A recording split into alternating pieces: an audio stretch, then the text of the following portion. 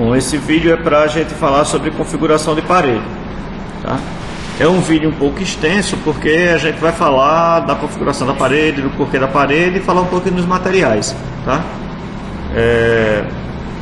Nesse caso a gente vai criar uma parede da família parede básica. A parede básica é a peça inicial da construção dos tipos de parede. A gente vai selecionar uma parede, vai clicar em editar tipo e vai duplicar essa parede aqui que já tem aqui 150 milímetros e vamos chamar de alvenaria.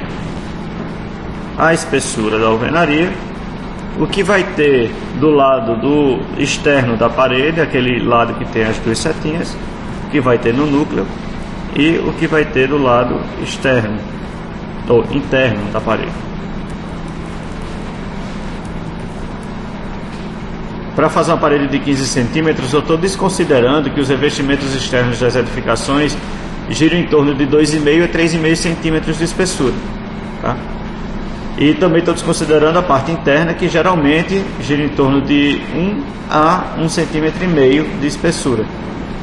Já o tijolo, estou usando tijolo cerâmico com 9 centímetros, que tem realmente 9 centímetros, por uma questão questão técnica do Revit. Se eu trocar essa parede de nível 1 por uma parede de nível 2, onde o revestimento externo acontece, tijolo cerâmico também, pintura também, mas em vez de 15 centímetros, essa parede teria 9 com 4, 13, 14 centímetros, dependendo dos meios centímetros que eu coloco. Tá?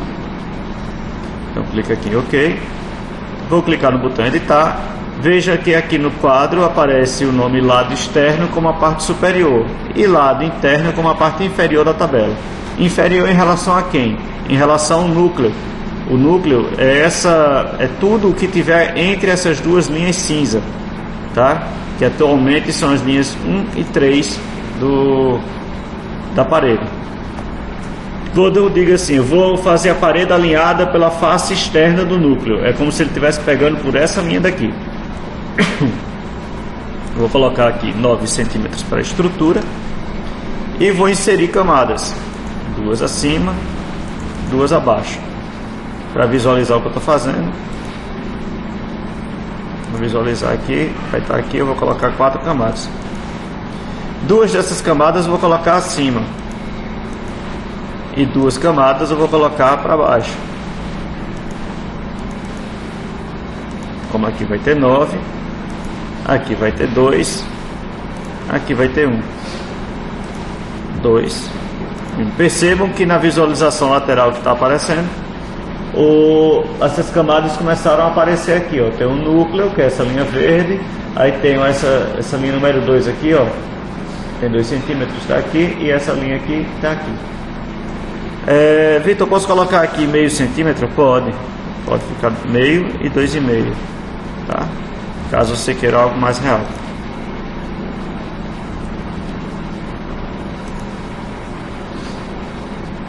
Cliquei no material sem querer e vou sair. O importante é vocês entenderem esse conjunto de funções aqui. As funções apresentam nomes que são apenas sugestões da sua hierarquia, porque a hierarquia mesmo é dada pelos números que estão dentro do colchete. Então eu tenho 2 formas de hierarquia aqui. Eu tenho a hierarquia que liga o núcleo do elemento ao outro núcleo. Então eu vou ligar, se eu encontro 2 paredes diferentes, o núcleo de uma vai direto para o núcleo da outra e as camadas externas se organizam de acordo com a hierarquia, tá? Se os núcleos forem compostos, eu tiver mais de uma camada na parte interna entre as linhas de núcleo, eles também vão reagir de acordo com uma certa hierarquia. O interessante é quando eu posso ter, por exemplo, se eu clico aqui e coloco, por exemplo, aqui o nível 4 e aqui em cima eu deixo o nível 3. Não, vamos deixar nível 1. Se eu cliquei OK, ele vai dizer, ó, as prioridades da função de camada não podem ascender da limite núcleo para face de acabamento. Essa tradução terrível está dizendo o quê? Que essa estrutura de número 1 em cima de número 4 está errada. teria que ser 4 por último e 1 aqui embaixo. Quer ver? Eu não vou fazer que vai dar certo, aí eu vou ter que voltar, tá? Mas o ideal seria isso: acabamento, substrato. Percebam que o nome é meramente ilustrativo, porque eu tenho uma camada de A com nível hierárquico 3. Nada me impede de colocar material nessa camada, tá? Não precisa ser A. Se eu precisar de um nível hierárquico intermediário entre o 4 e um 2, eu posso utilizar o 3. Acabamento 5. Bom, colocado esses acabamentos aqui, eu vou fazer a escolha do material. Pelo núcleo, né, eu vou escolher aqui o tijolo.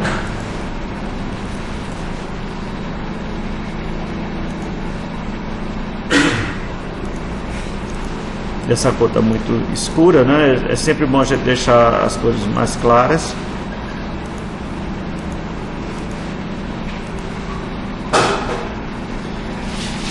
Aí no gráfico, na caixa de diálogo de materiais, a gente tem nesse campo aqui é a busca, né? Nesse campo é a busca. Aqui eu tenho os materiais carregados no projeto. E aqui eu tenho bibliotecas. Eu também posso criar a minha biblioteca. Caso seja necessário, eu posso criar uma nova. Aqui.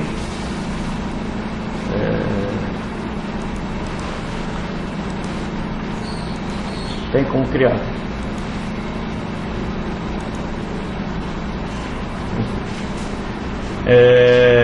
Caso eu não encontre o material aqui, eu vou poder puxar o material dessas bibliotecas, escolhendo o material e clicando na seta para cima, tá? O material vai ser exposto aqui. Como eu falei mais cedo, esses materiais que tem o ícone amarelo não é porque estejam errados ou estejam faltando alguma coisa. É simplesmente porque ele não tem um render otimizado, digamos assim, tá? Bom, a respeito de materiais, a gente vai encontrar essa caixa de diálogo aqui, onde temos identidade do objeto, onde tem todas as características, dados sobre o material, sobre o que ele é, o nome, onde vende, como vende, né? Algumas observações a respeito de rendimento você pode colocar, de tipo de venda. Por exemplo, eu posso colocar pisos, criar pisos e determinar que este piso tem uma metragem quadrada por caixa. A caixa apresenta 2 peças, cada caixa vai equivaler a 1,60 metros quadrados. Então eu vou ter essa relação guardada aqui de uma certa forma, para caso eu necessite usar numa tabela, já está inserido, tá certo? Posso colocar alguns comentários a respeito do material, informações sobre o produto, veja que tem fabricante, modelo, custo e até o URL, que é o endereço da internet dele. Informações de nota-chave, você já corrigir. Na outra aba gráficos, a gente tem a parte de representação gráfica de projeto. Temos o sombreamento, que é aquela cor que aparece quando a gente escolhe se vai ser sombreado ou cor consistente. Temos o padrão de superfície, como o objeto vai aparecer quando visto.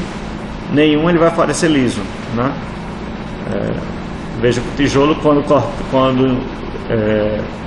visto, vai aparecer com a chuva de tijolinho. E esse preto não é a cor de fundo dele, é a cor da linha, tá? Depois de muitos pedidos, o Autodesk criou uma achura de segundo plano, que é quando você está no nível baixo de representação e está com todo o desenho preto e branco, né, em 2D preto e branco, você pode ter uma cor sem necessariamente ligar a cor consistente da vista ou fazer uma sobreposição de gráfico.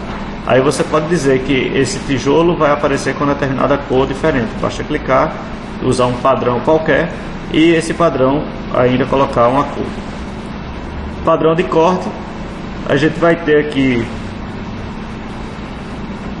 a achura de quando o material for cortado, com a cor dela, e a cor de fundo similar à do piso. Na aparência é quando a gente vai configurar a renderização do objeto. Aqui a gente tem algumas cenas, a cena do cubo, da esfera, tá? A gente pode também aumentar a visualização desses objetos. para perceber como é que fica a achura, né? Aqui a gente tem informações sobre o tijolo. Um mapa, a imagem, né, tratada sem borda, né, aquelas imagens que se chama seamless, que elas não têm identificação de onde está a emenda. É como se uma peça da esquerda emendasse com a outra peça uma peça da direita emendasse com a peça da esquerda, ficasse perfeito, tá? Então a gente não consegue perceber onde é que fica a junção das duas texturas. Nessa opção aqui a gente tem o editar imagem, onde a gente pode configurar vários elementos que compõem a imagem.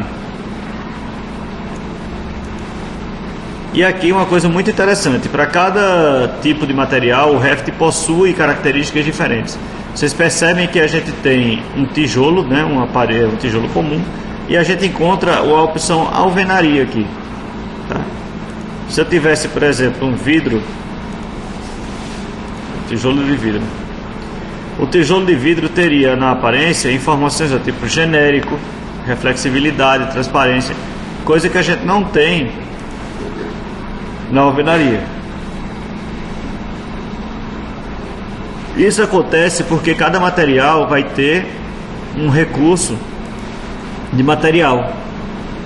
Você vai ter um recurso aqui onde você pode buscar, por exemplo, a alvenaria.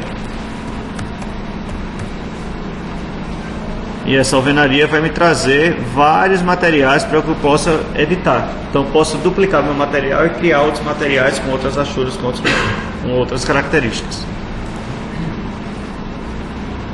Padrão de liberação, para quem já trabalhou com 3D, é o bump, né, aquela imagem toda em tons de cinza para dar ideia de profundidade quando a luz bater. E a matiz, que eu posso clarear ou escurecer a minha imagem.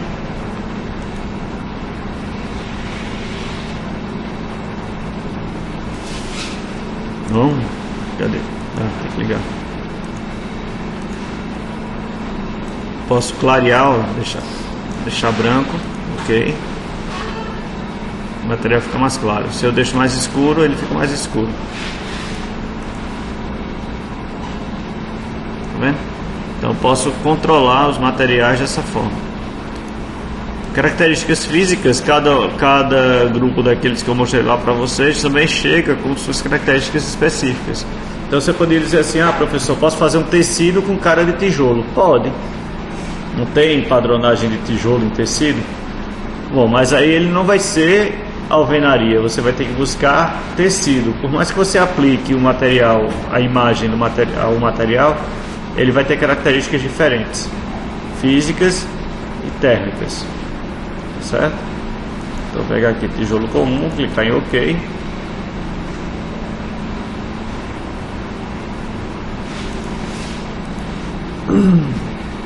Para os substratos eu tenho aqui parede. Eu vou encontrar massa, parede externa. Vamos colocar essa parede externa. Desde que tenha transparência, eu vou tirar toda a transparência e clicar em OK. Parede interna, colocar a parede interna, tirar toda a transparência e clicar em OK.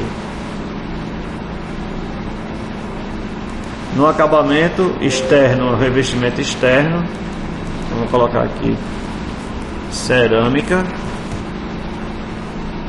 Não tem, vou pegar azulejo de cerâmica. Cliquei OK.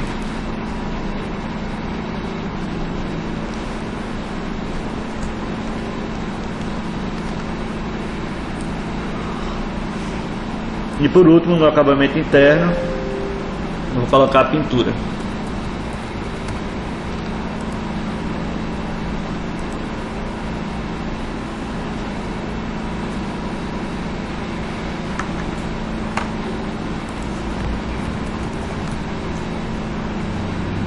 Pintura não vai aparecer, vai aparecer aqui em diversos.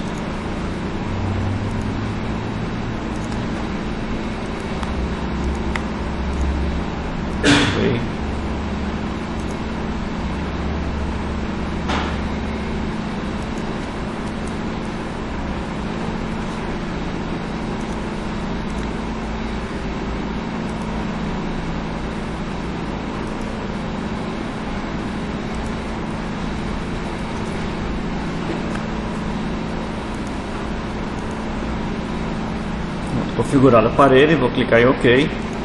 OK novamente. E eu vou perceber que essa parede no 3D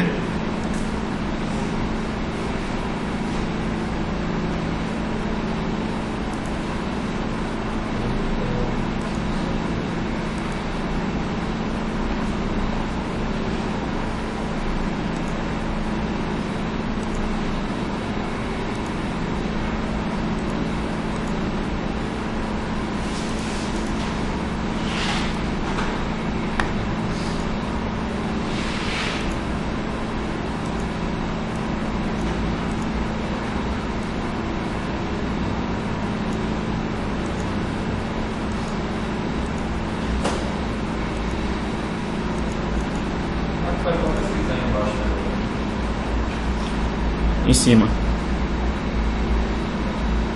Ó, percebo que essa parede agora está com revestimento de azulejo por fora e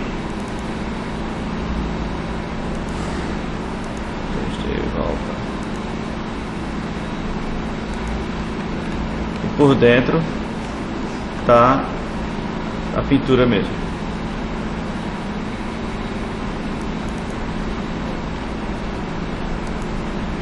Bom, parar aqui.